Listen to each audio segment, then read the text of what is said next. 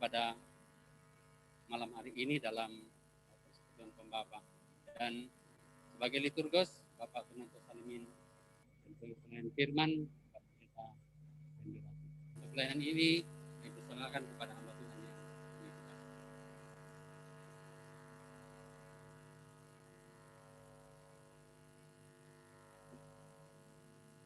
Shalom. Shalom. Ya, selamat malam. Shalom. Buat kita semua yang boleh mengikuti ibadah kaum Bapa, dan juga kami mewakili kaum Bapa mengucapkan terima kasih kepada Bapak Petrus Tanjayu yang sudah siap menerima ibadah bergilir ini. Untuk memulai ibadah kita, mari kita angkat pujian Mars PKBGT, lanjut PKJ Tuhan Anak.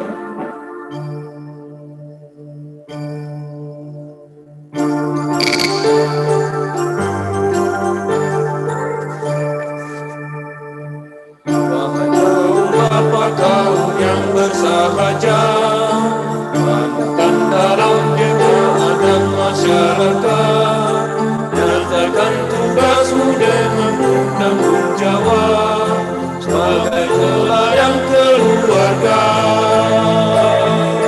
Angkat tugas pelayanan dengan sungguh-sungguh,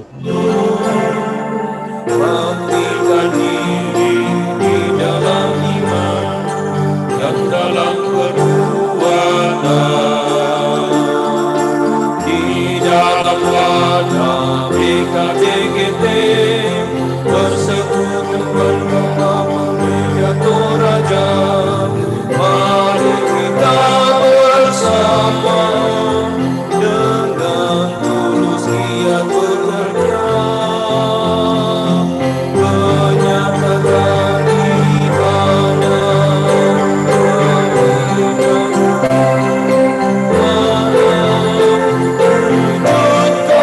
panggilan gereja, dan majulah jaya.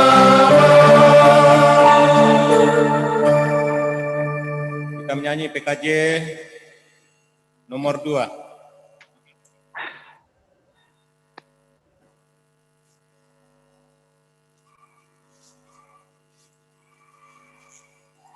PKJ nomor 2, mulia namanya.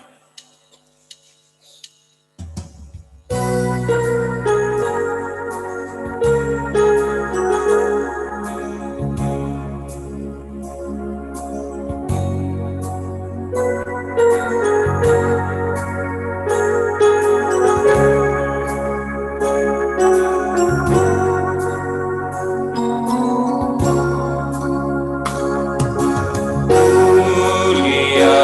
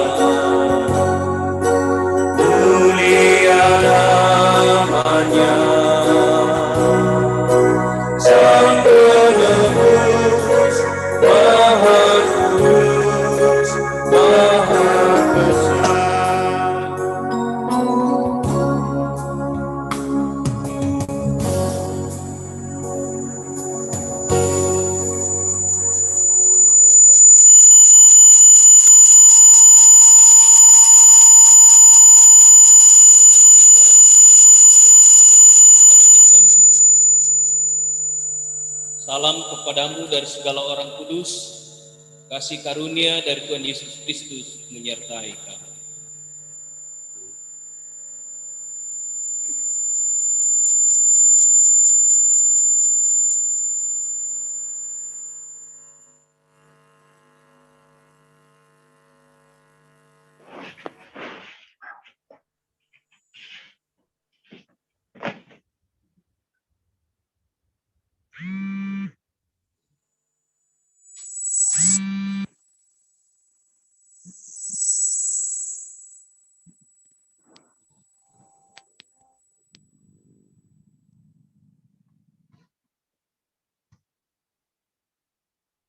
Yes.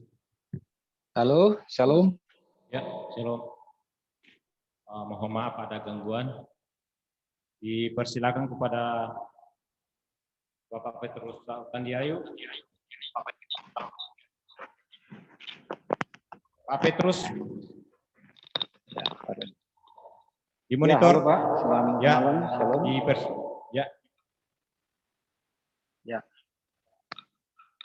Ya, selamat malam. Shalom. Salam sejahtera buat semua.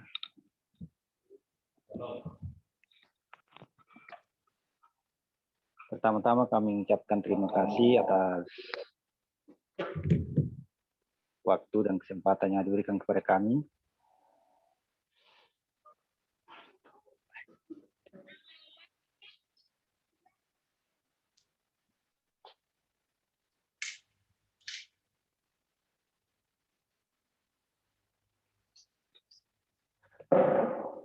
Halo, Shalom. Shalom. Silakan Pak Petrus. Silakan. Ya, oke. Ya, terima kasih kesempatan ini. Pertama-tama kami ucapkan terima kasih atas kesempatan ini, di mana kami boleh bersyukur oleh karena penyertaan Tuhan senantiasa kami alami sekeluarga hingga pada saat hari ini, dan akan sekaligus menjadi kesaksian kami. Kami mohon dukungan doa buat saya di tempat kerja saat ini di Papua. Kemudian yang kedua, dukungan doa juga buat keluarga, buat namanya Windy bersama anak-anak di rumah. Yang berikut, pendidikan dari ketiga anak kekasih kami, Windy, Abner, dan Nadia. Kemudian juga pemulihan kesehatan buat mamanya Windy ya, mohon didukung dalam doa, di mana belakangan ini sering mengalami gangguan kesehatan dan itu masih sering kambuh. Jadi kami mohon dukungan doa, semoga Tuhan memberikan pemulihan yang sempurna. Yang berikut, dukungan doa juga buat orang tua di kampung, di Mengkendek, dan juga buat semua keluarga dimanapun Anda berada. Kami mohon dukungan doa juga. Dan yang terakhir, kami mohon dukungan doa buat rencana pemberkatan nikah dari adik kasih kami Lisma dan Merson. Ya, mungkin itu saja sebagai kesaksian dan pokok doa dari kami. Kami ucapkan terima kasih dan shalom. Selamat malam.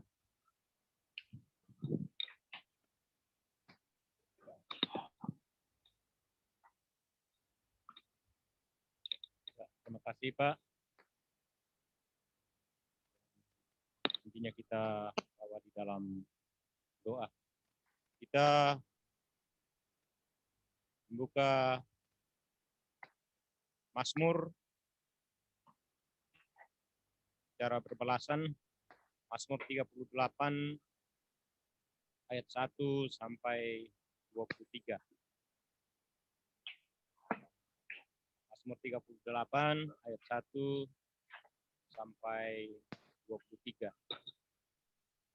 Yang bertabulasi keluar, saya yang akan membacakan.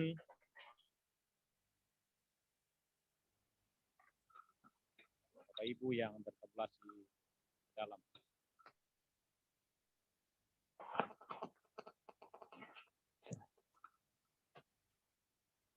8 ayat 1 sampai 23. Masuk Daud pada waktu mempersembahkan korban peringatan. Tuhan, janganlah menghukum aku dalam gerammu, dan janganlah menghajar aku dalam Dan kepanasan janganlah mengajar murka-Mu. aku dalam kepanasan muridmu. sebab anak panamu menembus aku. Tangan-Mu telah turun menimpa aku. Tanganmu telah Tidak turun ada, menimpa aku. tidak ada yang sehat pada dagingku oleh karena amarahmu. Tidak ada yang selamat pada Tidak ada tulang-tulangku yang oleh selamat karena pada dosa. tulangku oleh karena dosaku. Sebab kesalahanku telah menimpa kepalaku, Semuanya seperti beban berat Semuanya yang seperti menjadi beban berat terlalu yang berat menjadi bagiku. terlalu berat bagiku. luka-lukaku berbau busuk bernanah. Oleh karena kebodohanku, Aku terbungkuk-bungkuk, sangat tertunduk, sepanjang hari aku berjalan dengan duka cita. sebab pinggangku penuh radang. Tidak ada yang sehat pada dagingku. Aku kehabisan tenaga dan redam. Aku merintih karena degup jantungku. Tuhan, Engkau mengetahui segala keinginanku, Dan keluhku pun tidak tersembunyi bagimu. jantungku berdebar-debar, kekuatanku hilang. Dan cahaya mataku pun lenyap daripadaku. Sahabat-sahabatku dan teman-temanku menyisir karena penyakitku. Dan sanak saudaraku menjauh. Orang-orang yang ingin mencabut nyawaku memasang jerat. Orang-orang yang mengikhtiarkan celakaku memikirkan kehancuran. Tetapi aku ini seperti orang tuli, aku tidak mendengar. Ya, aku ini Seperti orang seperti bisu. orang yang tidak mendengar. Sebab kepadamu, ya Tuhan, aku berharap. Pikirku, asal mereka jangan geria-ria karena aku.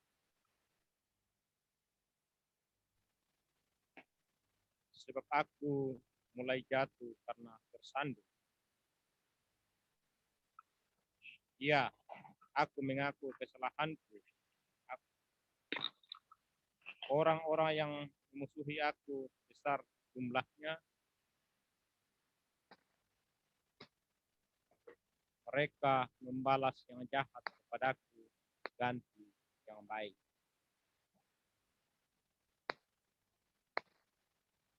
Jangan tinggalkan aku, ya Tuhan. Segeralah menolong aku. Amin. Kita angkat pujian Kidung Jemaat 54.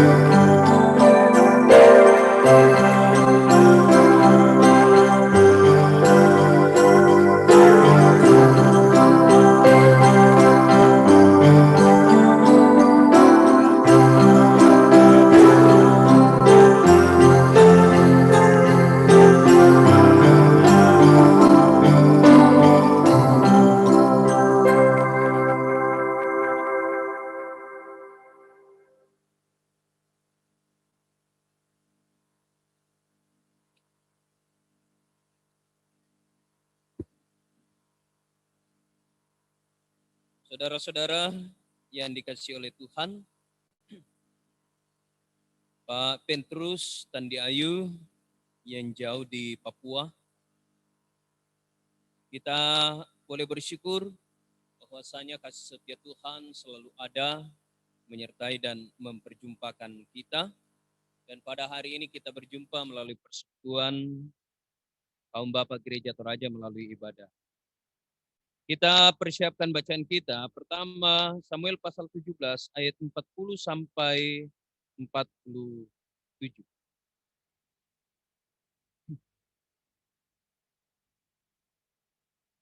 Pertama Samuel pasal 17 ayat 40 sampai 47.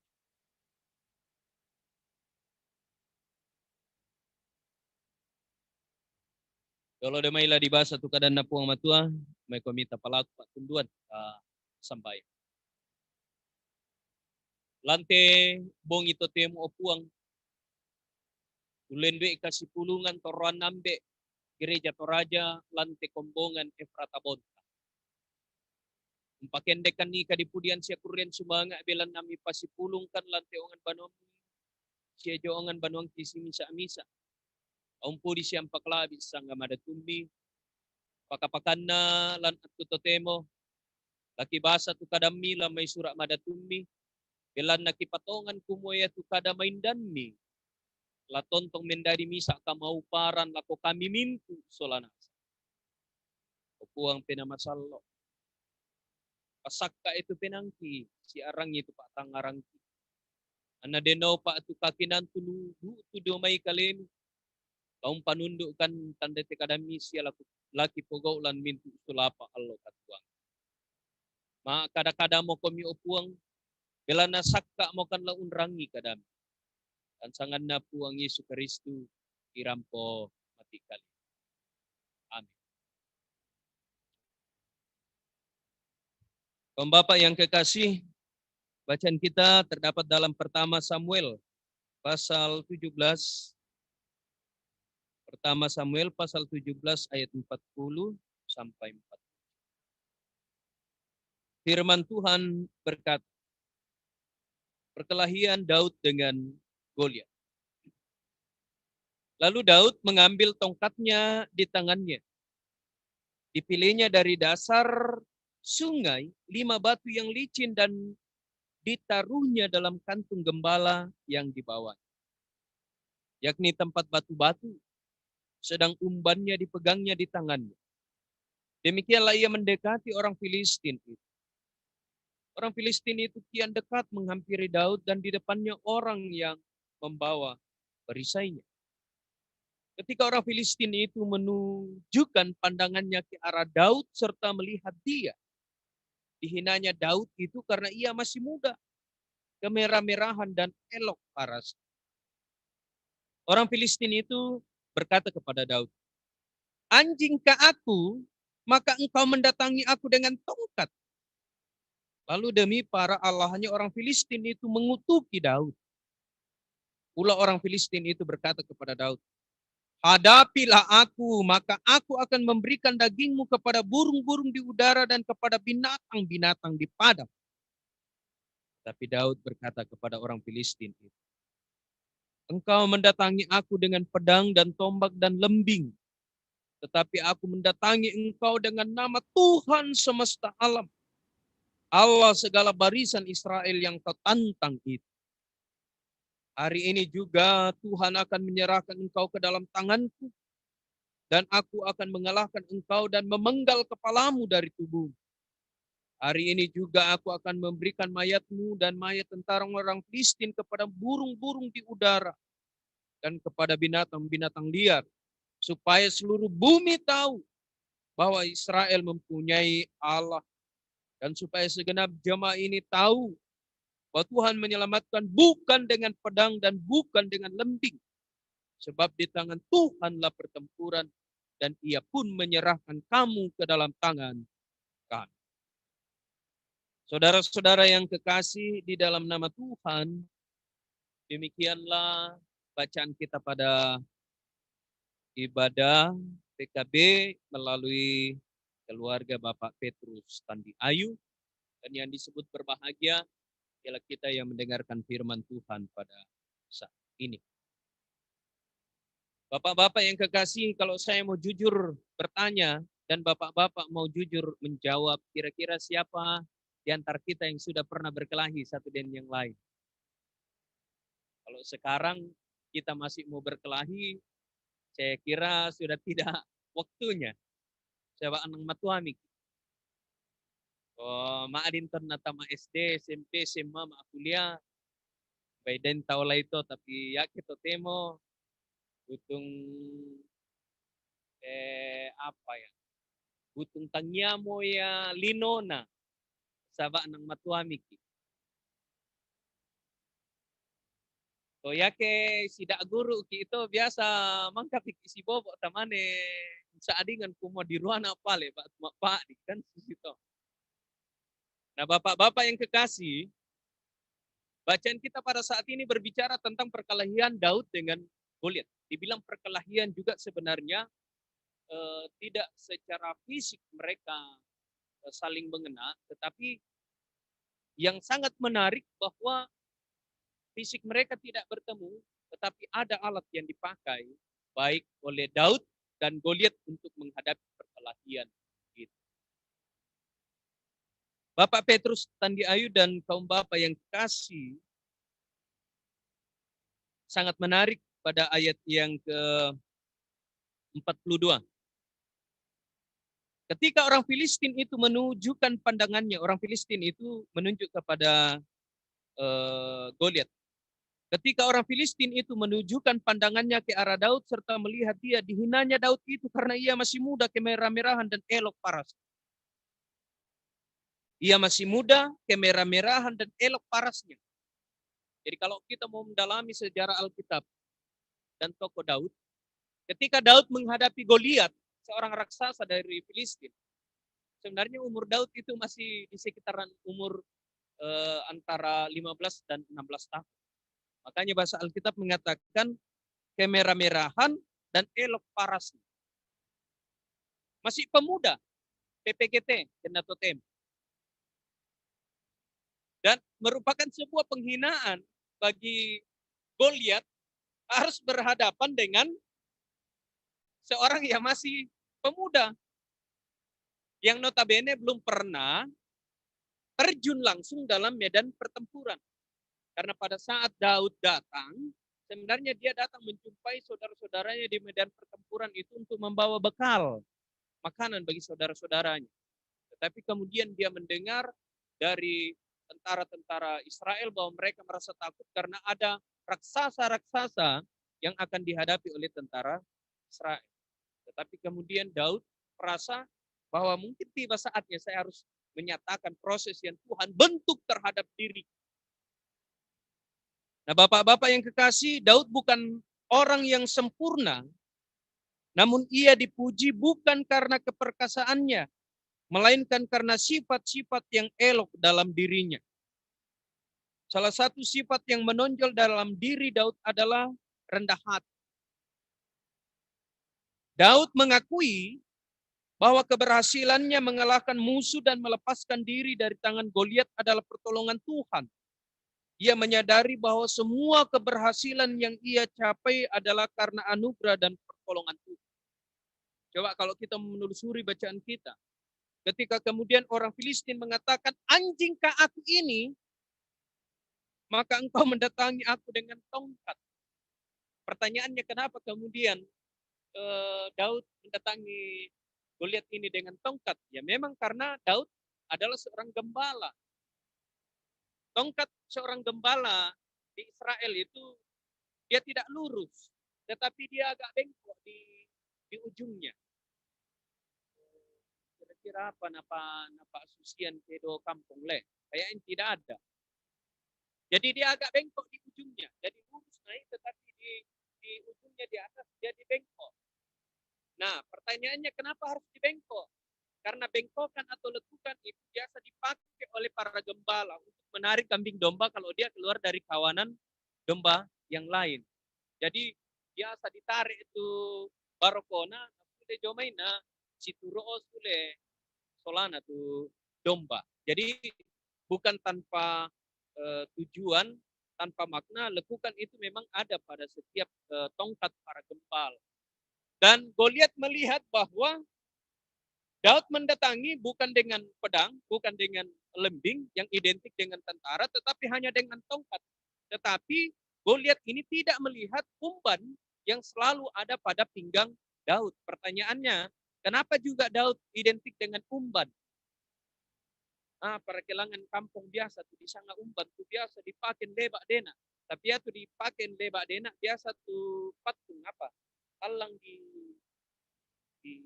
dibukai. Iya, Digolak. dipakai lebak dena. Kolak. Hampir sama itu. Tetapi yang dipakai oleh Daud ini dia bisa diputar dan di dalamnya itu ada batu. Makanya pada ayat yang ke-40 dikatakan lalu Daud mengambil tongkatnya di tangannya, dipilihnya dari dasar sungai 5 batu yang licin dan ditaruhnya dalam kantung gembala yang dibawanya.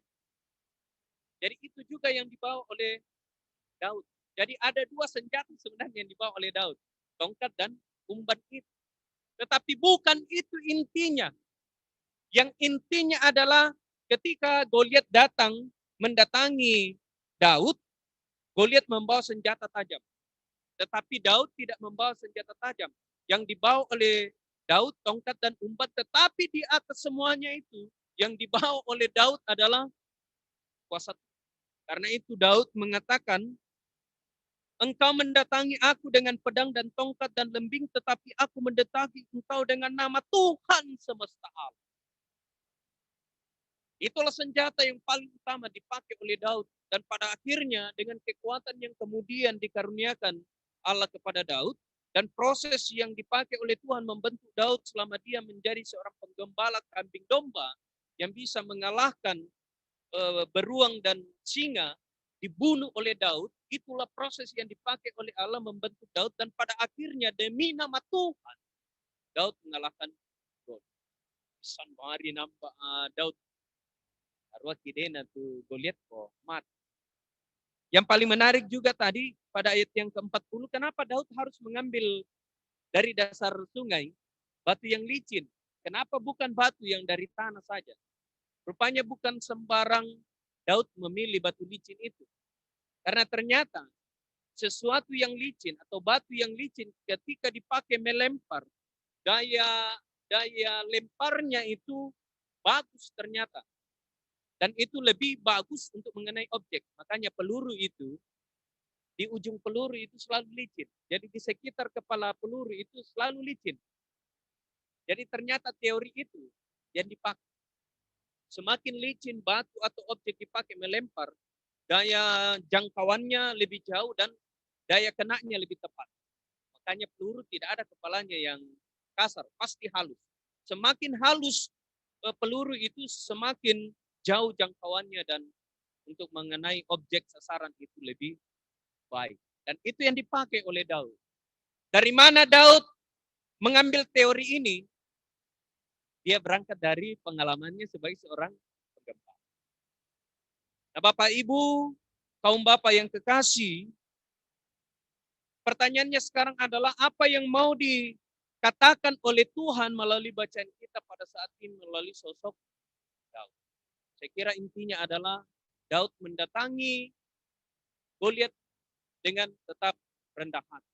Kerendahan hati ini terus dinyatakan oleh Daud.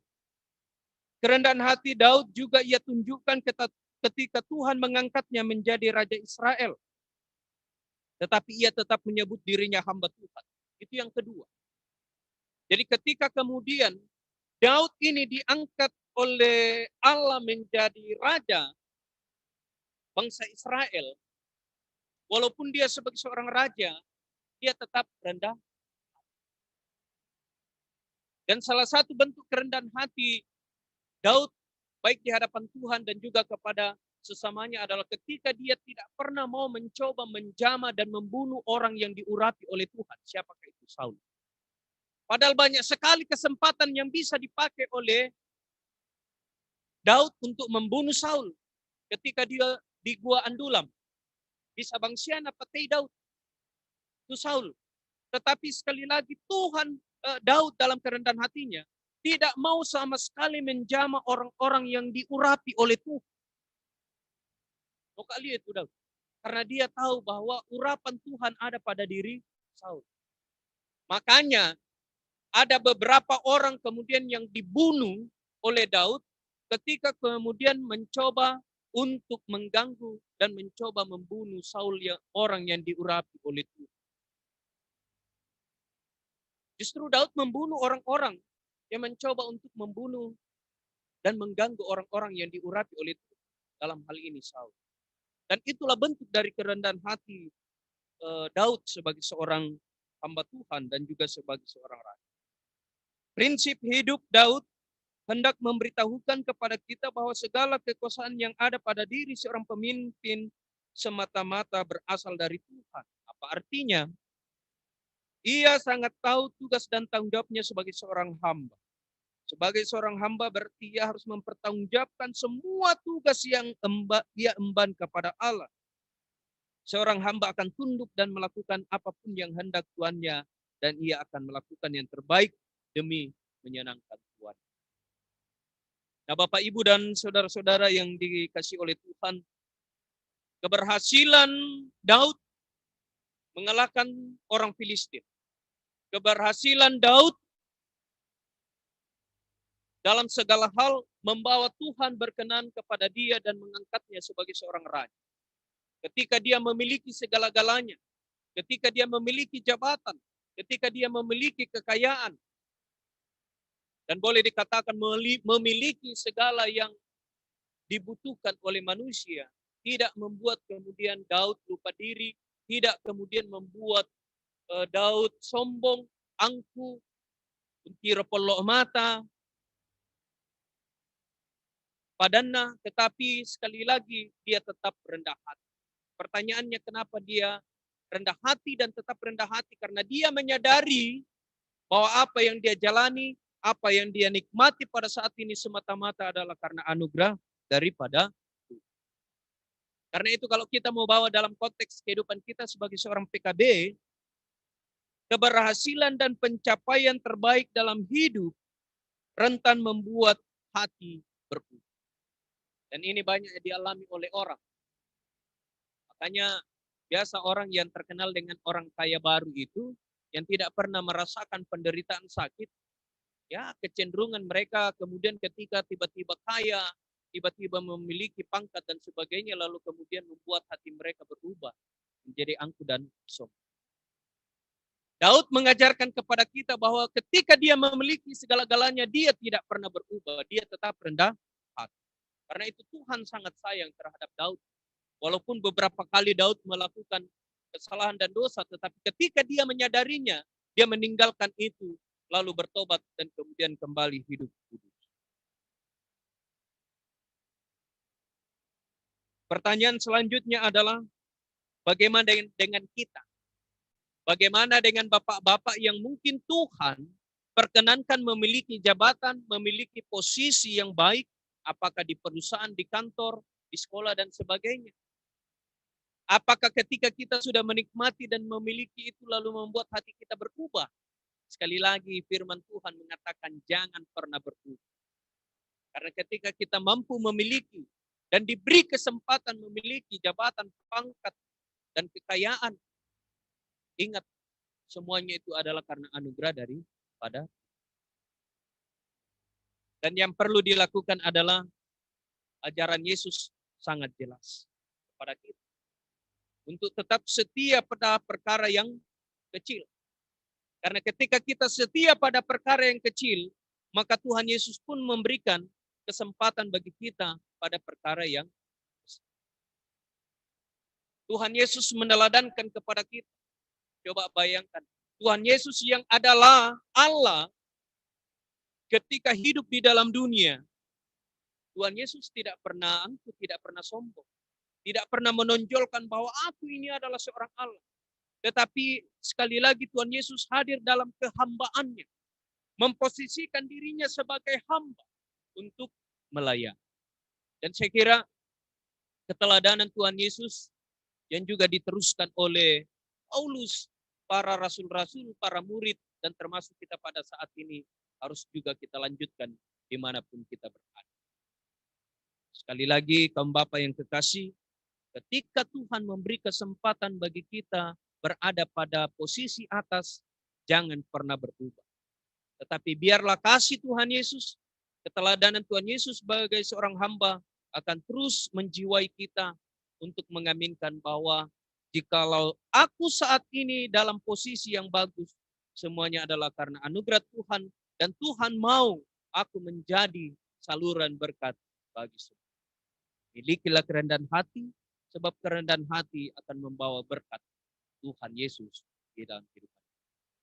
Roh Kudus menolong dan memberkati. Amin.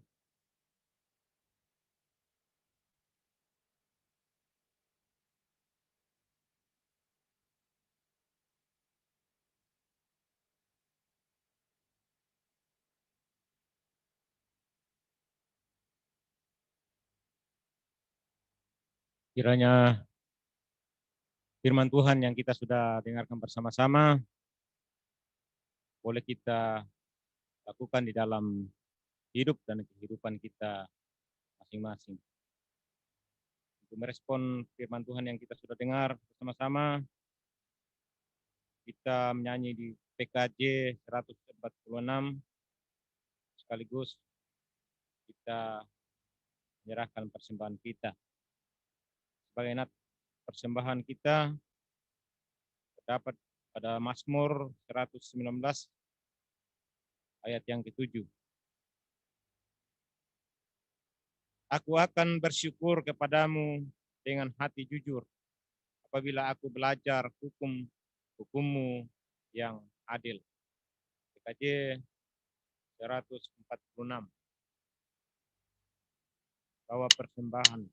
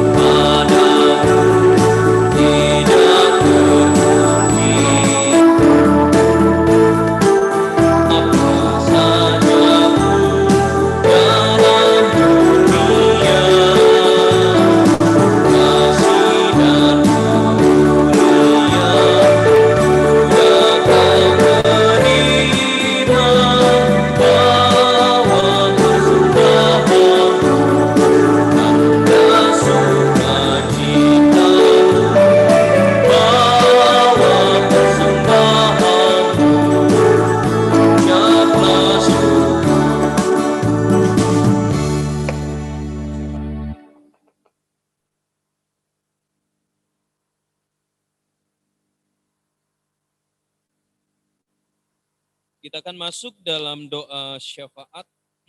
Pokok-pokok doa telah disampaikan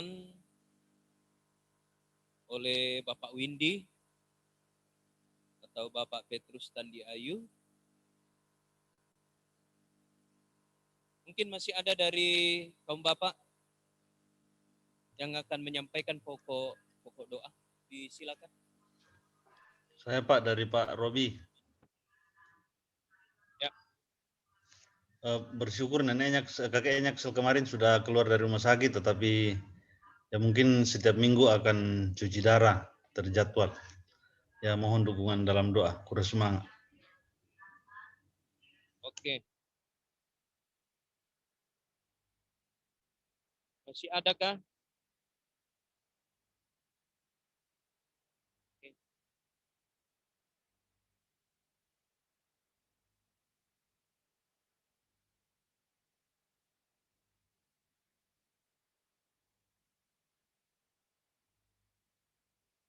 Oke. Siamo?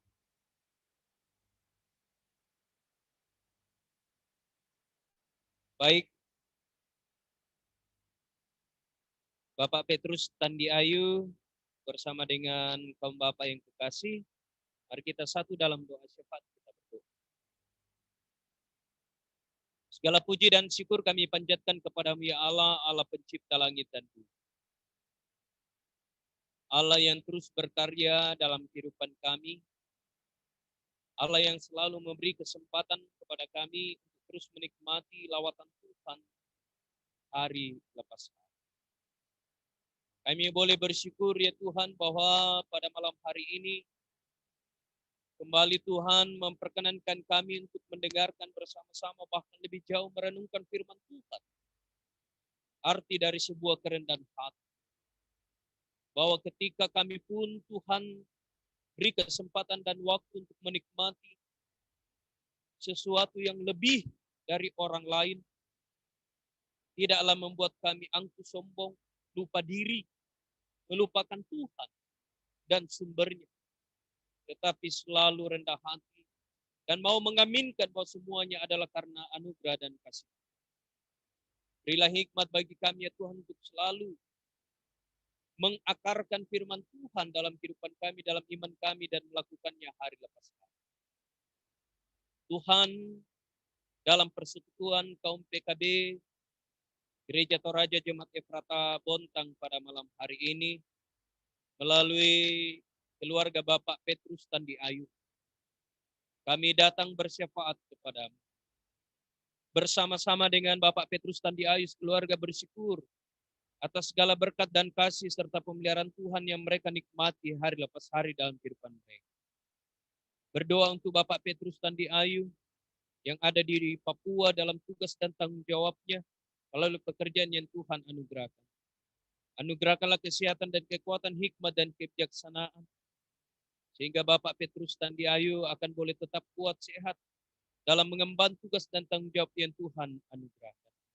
Karena itu Tuhan pun melindungi siang dan malam ketika dia berkarya dan bekerja di tempat yang Tuhan sudah layakkan bagi dia untuk menjadi saluran. Berdoa ya Tuhan untuk ibu rumah tangga dalam mendampingi suami dan juga dalam mendampingi anak-anak yang Tuhan sudah anugerahkan. Beberapa waktu yang lalu mengalami kelemahan tubuh dan juga terkadang mengalami kelemahan tubuh. Terkadang kami tidak menyadarinya ya Tuhan. Tetapi kami mohonkan kiranya Tuhan tetap memelihara kehidupan istri Mama Windy kekasih. Sehingga hari lepas hari ibu kekasih akan boleh tetap kuat sehat adanya. Tuhan akan terus melanjutkan pemeliharaan dan biarlah pemulihan yang boleh dinikmati saat ini akan terus Tuhan anugerahkan sehingga ibu kekasih kami akan boleh tetap kuat dan sehat. Berdoa untuk anak-anak yang Tuhan sudah anugerahkan dalam rumah tangga Bapak Petrus Tandi Ayu bersama dengan istri. Dalam masa remaja, dalam masa pemuda, dalam mereka menuntut pendidikan, mencari pengetahuan dan identitas. Kiranya Tuhan tetap menjaga, memelihara, dan memberkati. Sehingga anak-anak kekasih kami boleh terus menikmati lawatan dan pemeliharaan Tuhan dalam kehidupan mereka. Dan biarlah suatu saat, di waktu yang Tuhan tentukan, anak-anak kekasih kami, anak-anak dari Bapak Petrus Tandi Ayu, akan meraih cita-cita dan kehidupan yang lebih baik.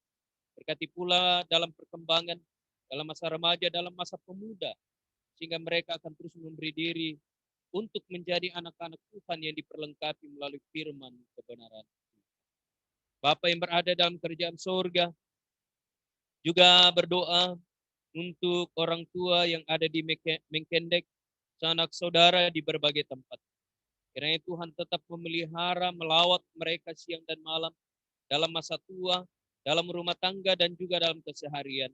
Biarlah berkat kasih dan pemeliharaan Tuhan boleh tetap menyertai, boleh tetap mengawal kehidupan mereka, sehingga orang tua dan sanak saudara, baik dari Bapak Petrus Tandwi Ayu dan juga istri kekasih, boleh berada dalam lawatan Tuhan hari lepas hari.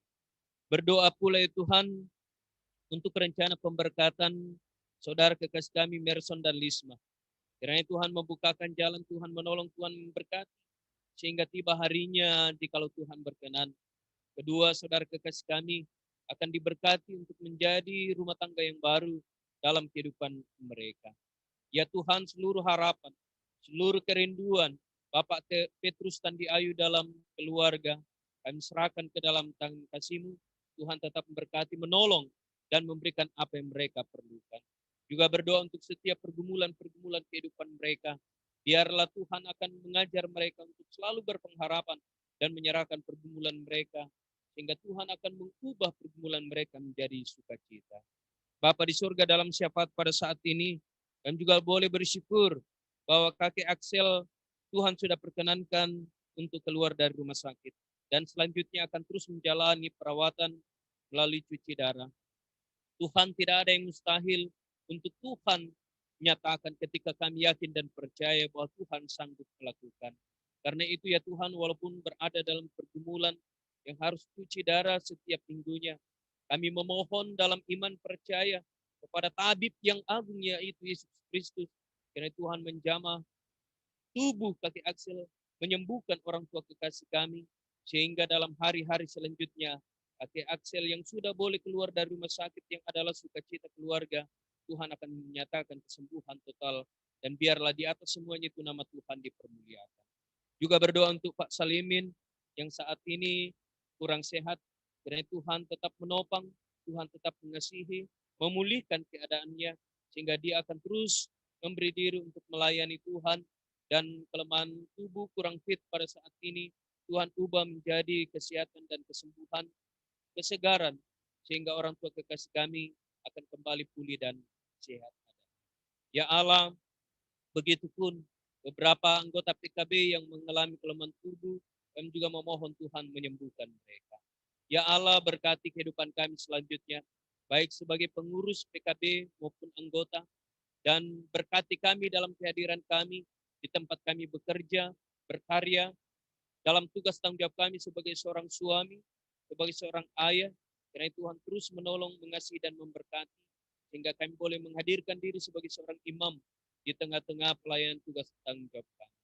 Berkati liturgos, berkati Tianis, Bapak Tian, dan Bapak Nathaniel yang juga boleh hadir dalam persekutuan di rumah Tuhan pada saat ini.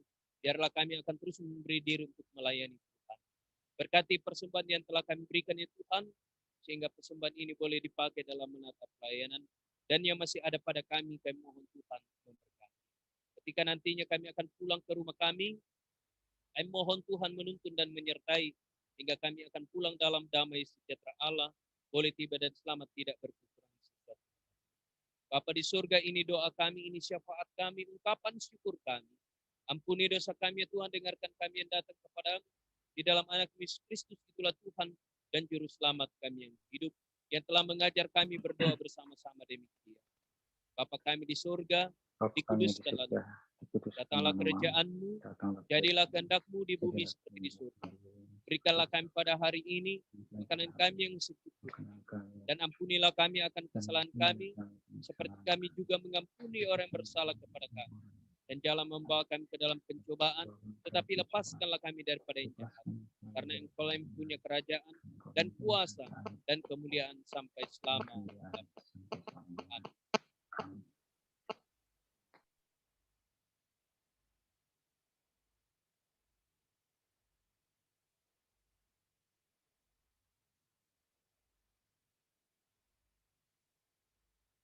Kita masuk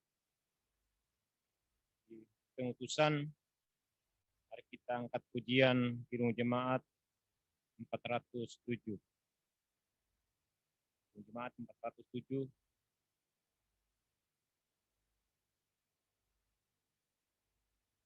Tuhan kau gembala kami. Kami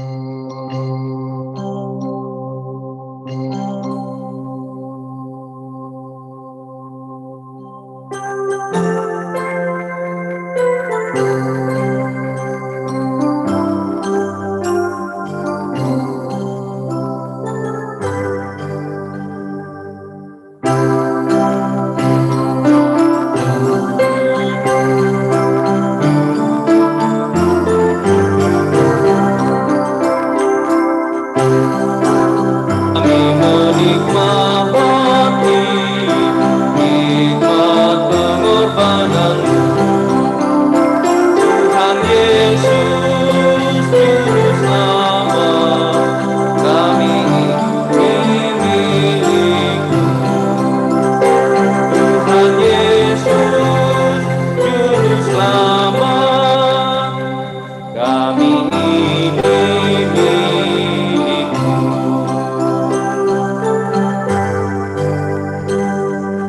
Kau pengawal yang setia, kawan hidup terdekat. Jauhkan kami dari dosa, panggil pulang yang sesat. Tuhan Yesus Juru Selamat, kami mohon diberkat. Tuhan Yesus Juru Selamat, kami mohon diberkat.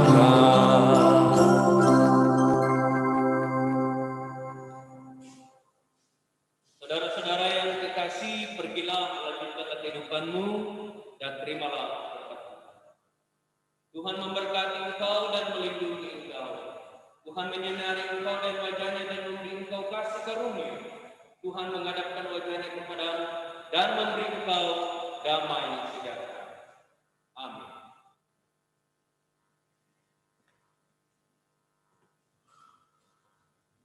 Untuk mengakhiri ibadah kita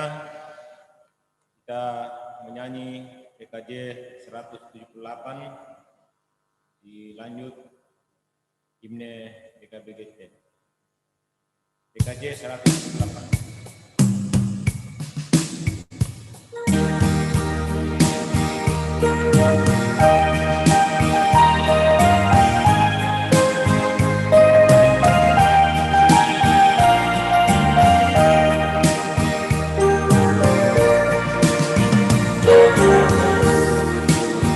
Putranya Yesus Maha Pengasih, Maha Damai, Dia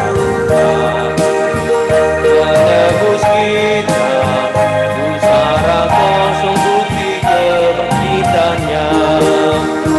Yesus hidup pada hari esok, karena Dia sebentar aku tahu hari esok di tangannya, dan hidupku berarti karena hidupnya.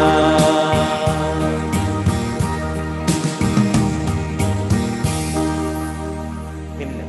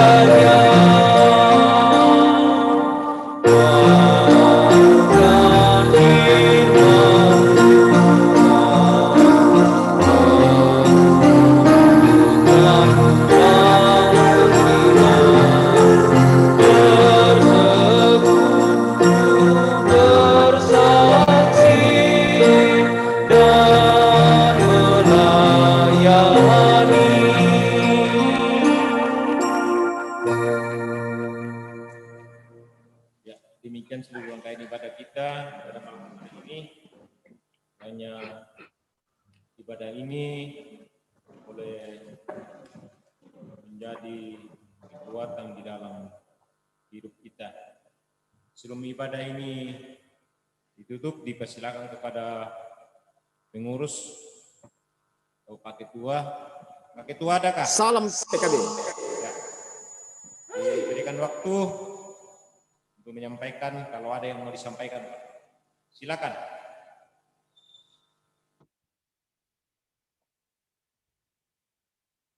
Pak Ketua.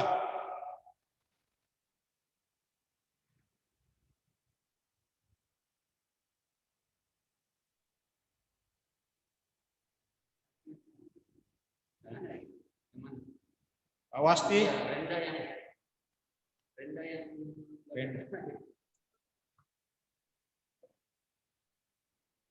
Pak Wasti.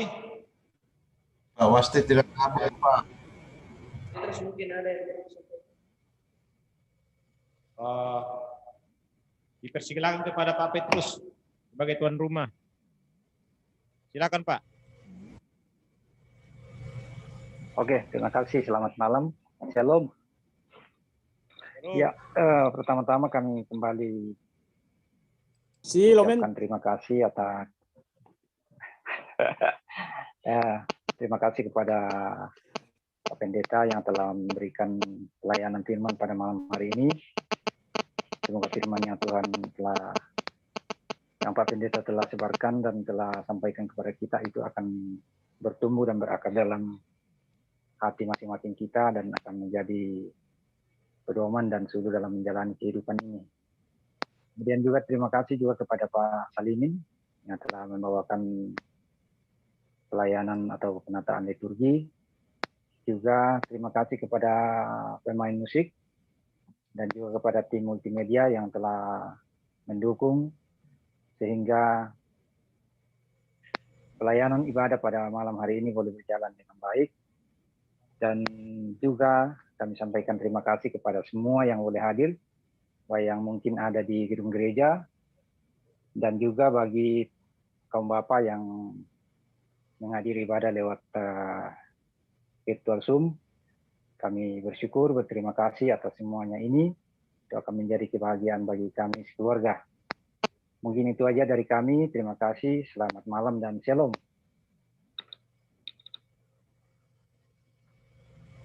Shalom. Salam sehat Pak. Semoga sehat di Papua. Amin, amin, amin. Dipersilakan kepada Pak Nathaniel. Mungkin ada yang mau disampaikan.